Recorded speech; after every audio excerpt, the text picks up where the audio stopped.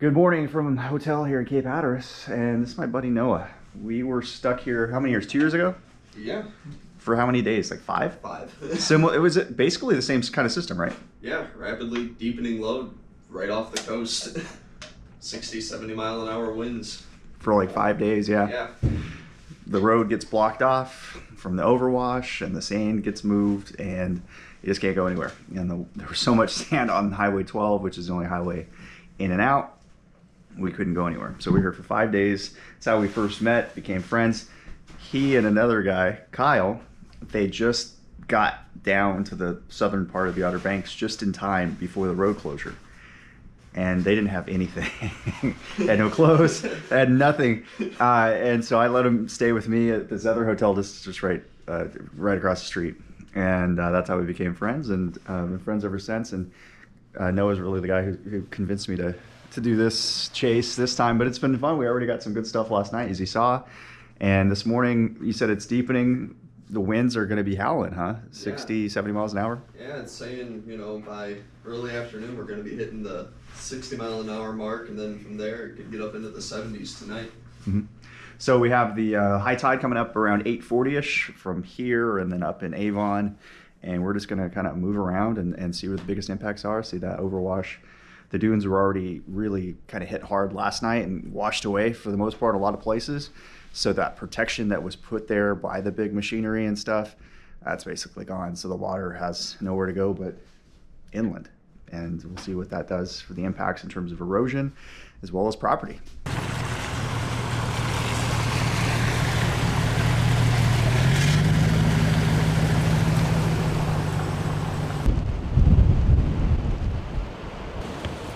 Wait and let Mother Nature do its course. Is it concerning when you see water coming in like this fast and this hard? No. It's I don't know. It's Barrier Island weather. Yeah. What? How you say? How high has it gotten in the past? Then it's gotten To my top step. never inside. Never inside.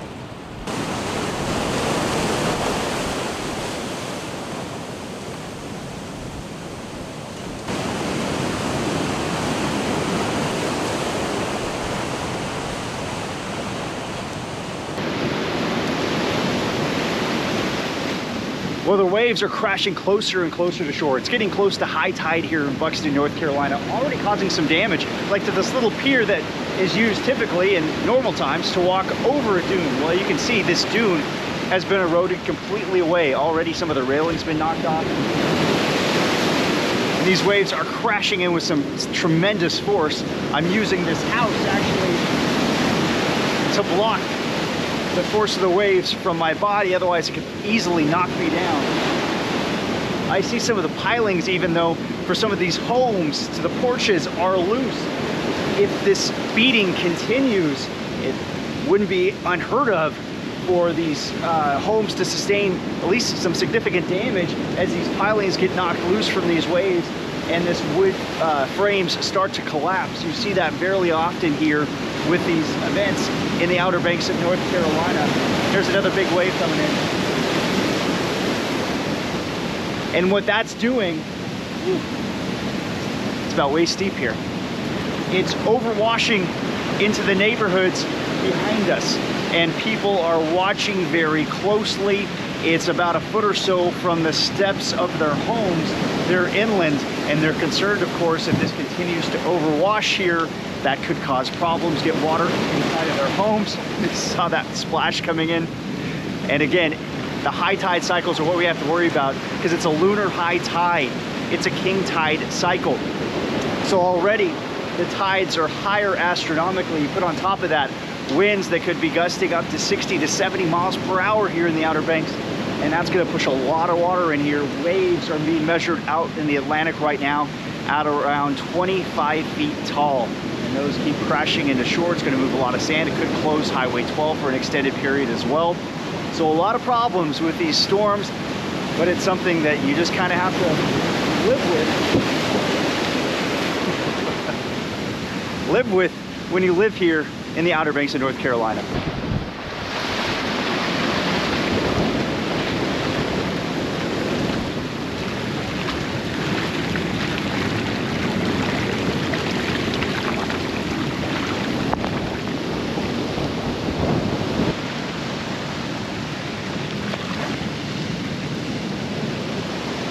It smells really bad. That septic tank has been knocked loose and it's leaking.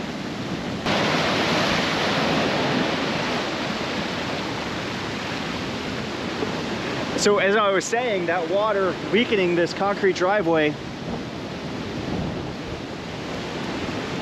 I was standing right there, but I just moved when it finally collapsed.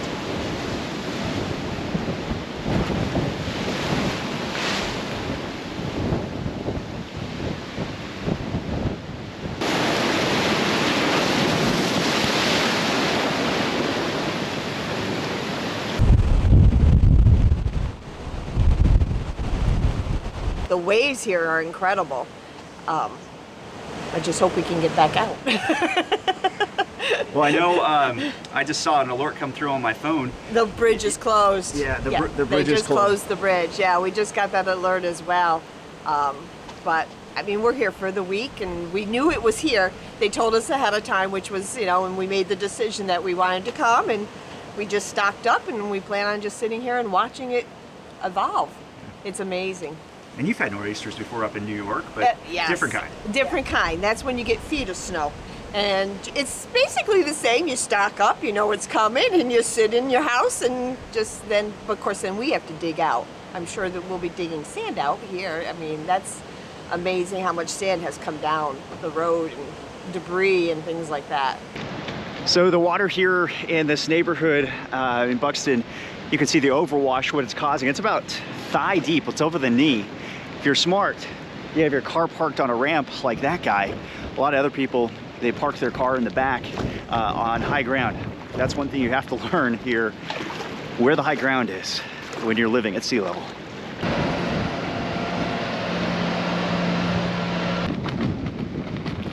One of the biggest problems when you're from out of town, like this truck, you don't realize how much sand this water moves and how quickly you can get stuck. What time did it get you? Say what? I said, what time did it get you? About 8 o'clock. I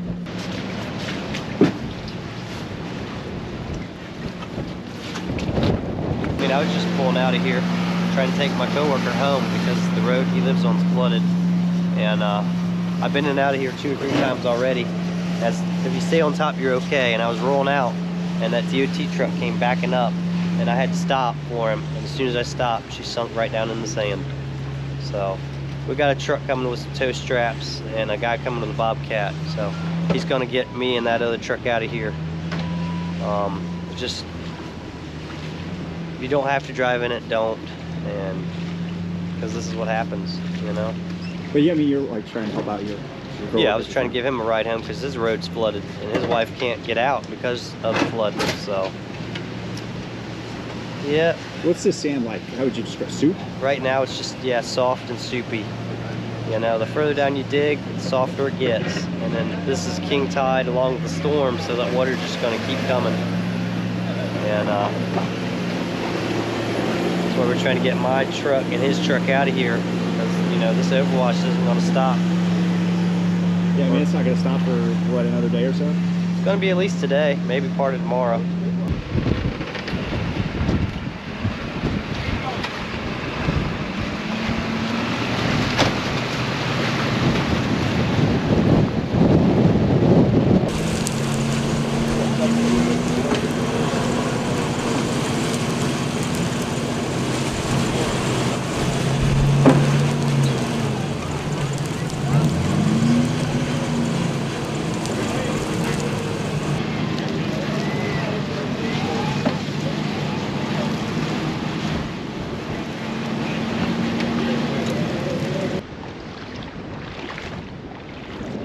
So of course it's really tough to show, but I'm walking about ankle deep water or so. This is purely from the sustained winds of over 40 miles an hour. It's gusting probably 50, 60 miles per hour across the Pamlico Sound, and that sound water's rushing in here to the town of Hatteras. This is the end of the road here in the Outer Banks. Standing along a sign here, it says Outer Banks National Scenic Byway. This is the main impact here, really. There could be some sporadic power outages, but that's about it. It's nothing like the violent wave action we see just down the road in Buxton along the Atlantic coast. Those massive waves crashing in with high tide, damaging some homes, causing a lot of coastal erosion, and of course, blocking Highway 12. This isn't a named storm. And that usually means a lot of people, especially the national media, they don't necessarily pay as much attention to that because it doesn't have a name to it. But the reality is, and I've been showing it to you all day, there are still impacts. There are real impacts. There is some damage. There's going to be a lot to fix. There's going to be a lot of sand to clear. And it doesn't have a name. And again, the real question is, when are we going to be able to get off of Hatteras Island? That's the real question. But I know NCDOT is going to be working hard to clear that section of highway, hopefully before noon, so I can make my flight.